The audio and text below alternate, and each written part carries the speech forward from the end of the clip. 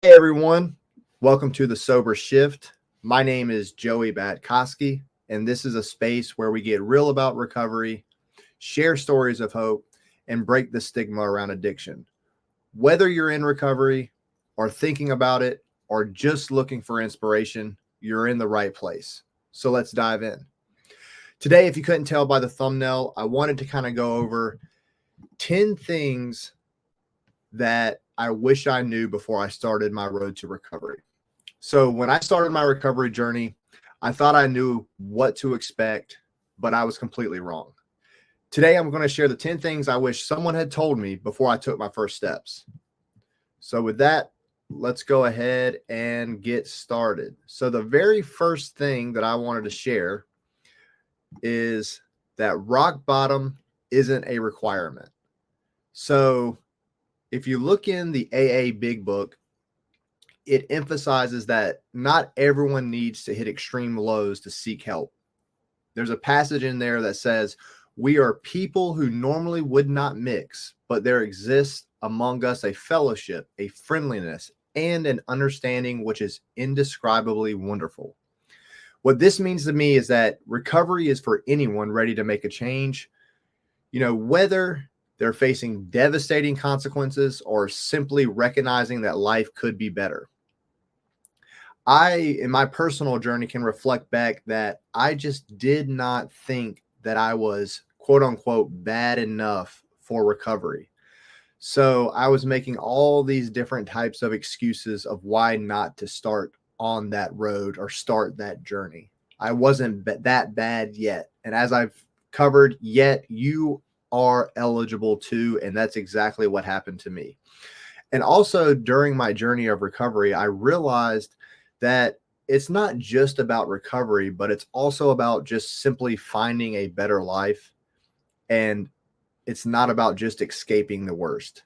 So that would have to be the number one thing, that you don't have to hit rock bottom to start recovery. Moving into number two, it's okay to feel scared, right? It's definitely part of the process.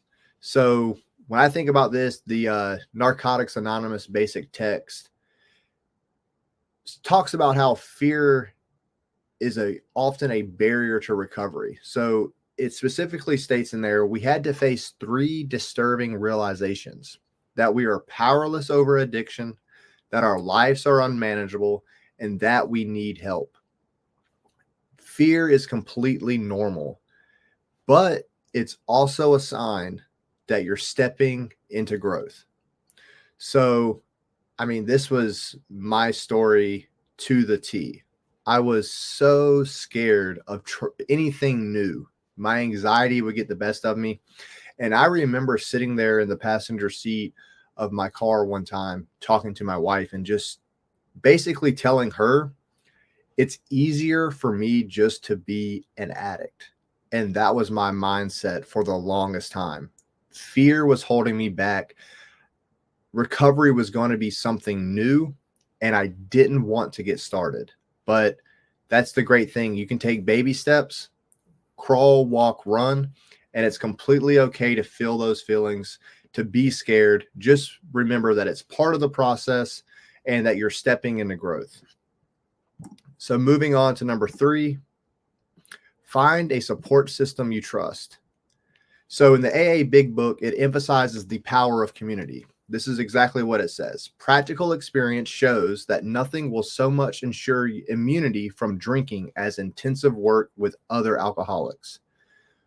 Recovery thrives on connection, whether that be through meetings, sponsors, fellowship. Support systems create accountability and hope. So I definitely realized this, my first NA meeting that I ever went to. So I looked online to find an NA meeting, and it said they were meeting at 8 o'clock.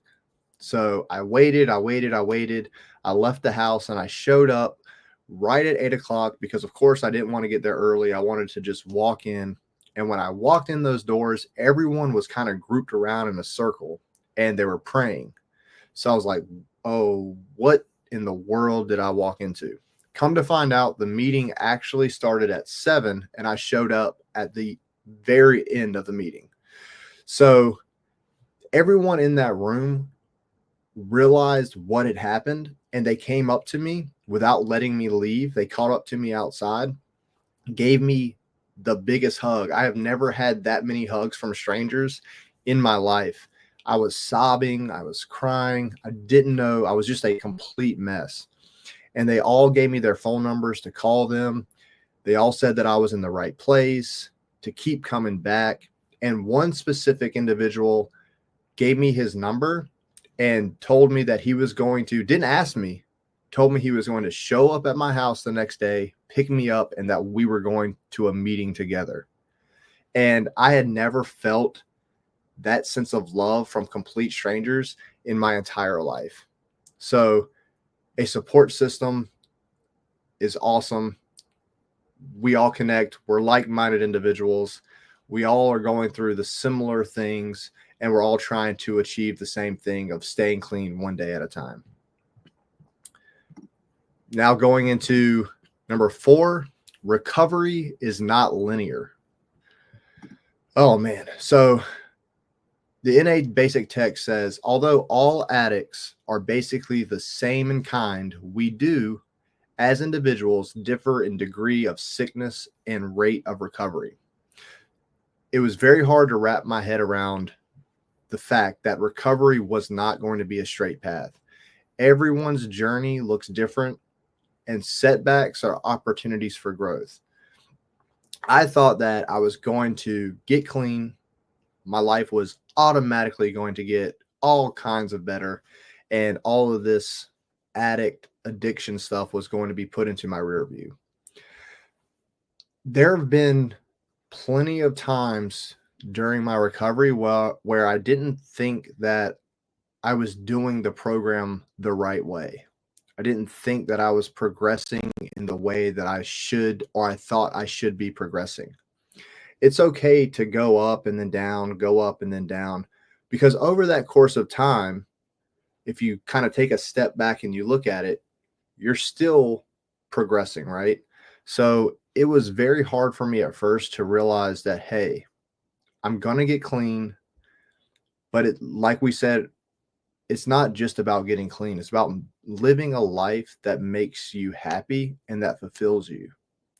And you're not just escaping the bad things, because the drugs and the alcohol wasn't the core issue. It was a lot of underlying things that it was going to take time for me to work on and to recover, not just from the drugs and alcohol, which I thought was the solution, but actually dig deeper into the root causes of what led me to the alcohol and drugs. Does that make sense? Sweet. So moving on to celebrating small wins. So for me personally, celebrating small wins was hard for me, because it was a lot of these things that I just kept telling myself, why would I celebrate paying my bills on time? Why would I celebrate about getting up on time and actually going to work? Why would I celebrate about eating 3 square meals a day? Because all of those things were just like, everyone in the world does these things. Why in the world should I be celebrating things that I should have been doing all along? But in the AA book, it mentions how small, consistent actions build momentum. So verbatim, it says, we claim spiritual progress rather than spiritual perfection. So what this means to me is that recovery is about progress, not perfection, right? And celebrating milestones, no matter how small, right, reinforces positive behavior. So all those things I talked about, paying my bills on time, getting a job, getting up on time, showing up on time. When I told people I was going to be somewhere, I showed up, I was on time. I followed up. I followed through with people. I wasn't flaky anymore. All those small wins that I was stacking up, shavings make a pile. So whether it's, you making it one day sober or attending a meeting, I know one of the number one goals, it's a suggestion in the rooms of Narcotics Anonymous, is 90 meetings in 90 days. And when I got through those 90 meetings in 90 days, I just felt such a huge sense of accomplishment. And it gave me that spark and that momentum to keep going, to not give up. I had set a small goal, I achieved it, and that's what kind of led me to setting other small goals and celebrating those small wins as they come. So you have, recovery is not a destination, it's a journey, and you have to learn how to fall in love with the actual process. Moving on to number 6, be kind to yourself. Oh man. So in the Narcotics Anonymous basic text, it emphasizes self-forgiveness as a integral part of recovery. It says that we found that we do not have to be perfect. All we have to do is try to do the best we can. What I found is that self-compassion helps you rebuild your self-worth, and it prevents shame from sabotaging your progress. So I know for me, it was that's like the hardest thing to do. Everyone kept telling me, hey, put the bat down. Don't beat yourself up.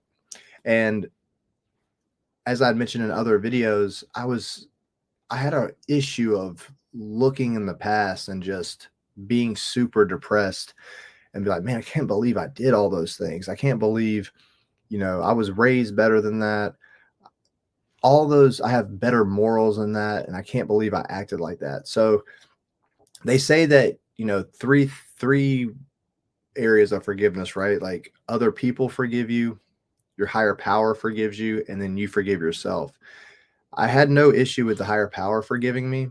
I had no issue with, other people really forgiving me. But when it came to forgiving myself, that was the absolute hardest thing to do.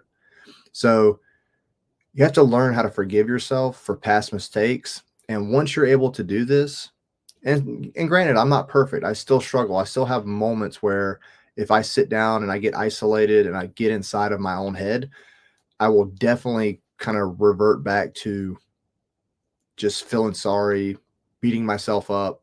And I have to remember that you can't change what's happened in the past. All you can do is live in the present. And that's really all that we have. Control what you can control. So this was a crucial turning point in my recovery, is just learning how to be self-compassionate, learn that it does build your self-worth, and just be kind to yourself. Allow yourself some grace. Now, number 7 is you're stronger than you think. So some insight from the AA Big Book. I think this was in chapter 5, how it works. And what it says is it reminds us we are not saints. The point is that we are willing to grow along spiritual lines. So what recovery kind of revealed to me was that I had inner strength that I had absolutely no idea that I had. Because the reason why it does this is because it requires that you confront challenges head on. I was always a runner. I would run from my issues. I would run from my problems. I would sweep them under the rug. I mean, if the house was on fire, I would literally probably look at my wife and say, I think it's getting pretty hot in here. And I just would try to avoid conversation. I would try to avoid any type of disagreement whatsoever. So I think by confronting challenges head on, that recovery teaches you, it just builds up your resilience. I mean, there's been times that, I've had such strong cravings, and they told me just to sit on my hands and just sit there, call somebody. And I remember one time where was I at? Oh yeah, I was at my wife's parents' house, and I knew where they kept things in their medicine cabinet. And everyone was outside. They were at the lake, and I went back inside to use the restroom, and whatever was inside that medicine cabinet, it just sounded like it was calling my name. Just, Joey, come get me. Joey, come get me. I immediately called my sponsor, told him what was happening, and he was able to walk me through it. He told me how proud he was that I called him, because typically what I had done in the past is I would call after I messed up.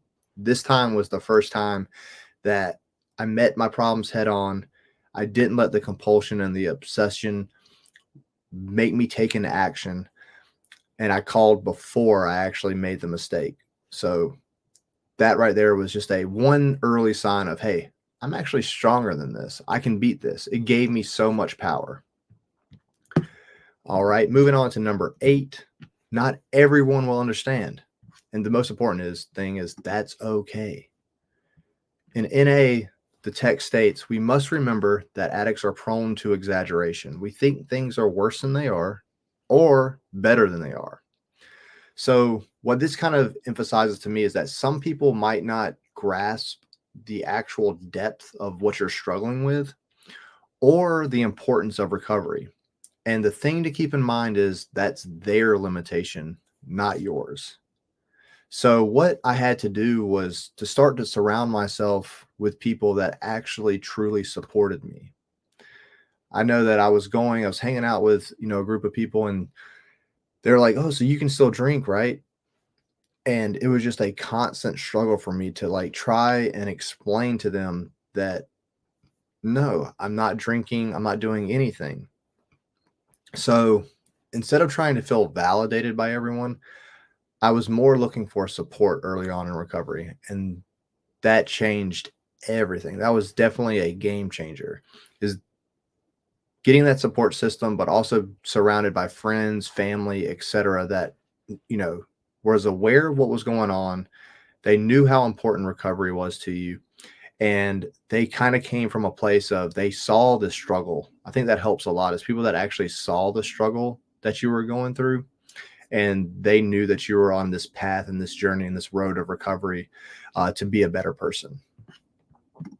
All right, number 9, getting to the end. It's okay to ask for help. Let me repeat that. It is totally okay to ask for help when you are struggling. So from the AA Big Book, it says, helping others is a foundation stone of your recovery. I thought that asking for help was just like the biggest sign of weakness. I just thought that if I was asking for help, like I could do this myself. I got myself into this problem. I can get myself out of this problem. I don't want to burden anybody with my issues, right? But what I found out pretty quickly was that asking for help is not a weakness, it's a strength.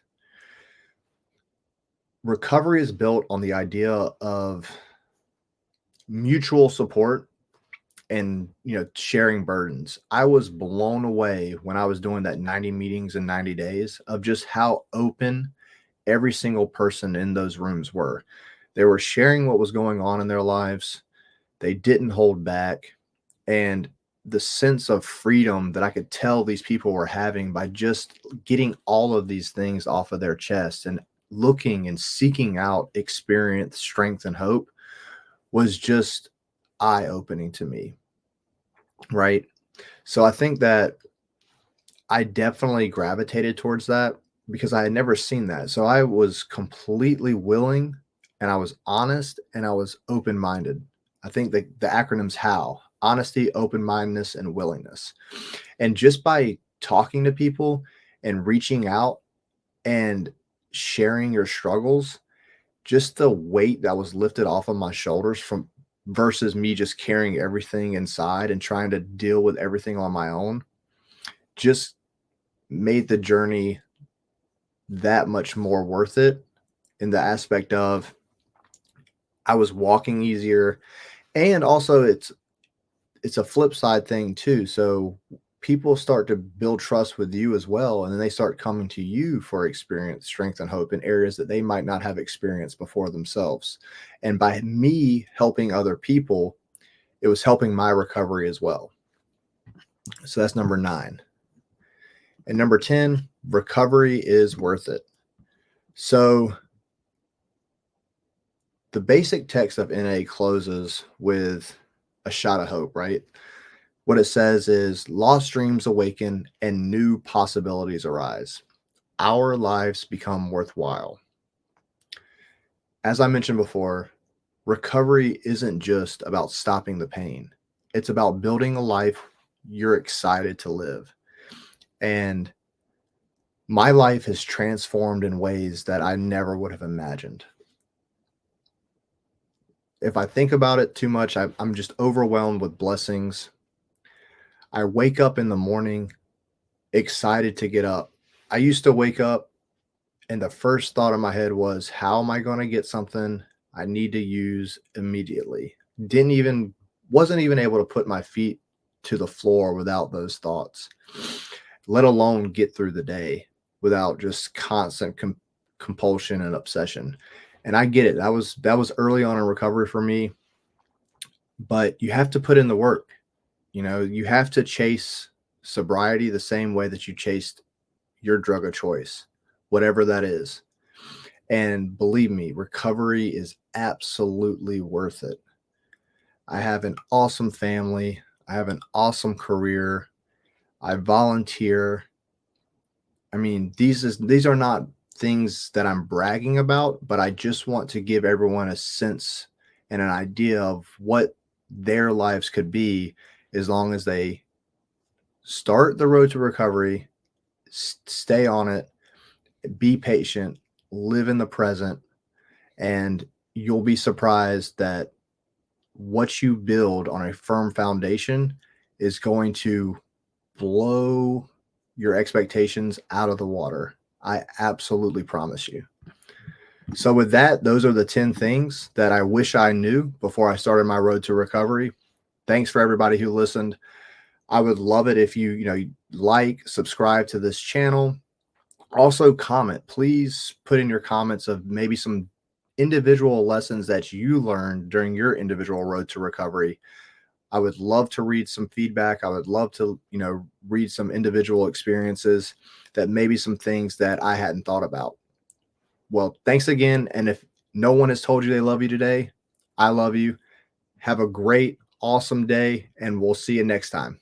Thank you.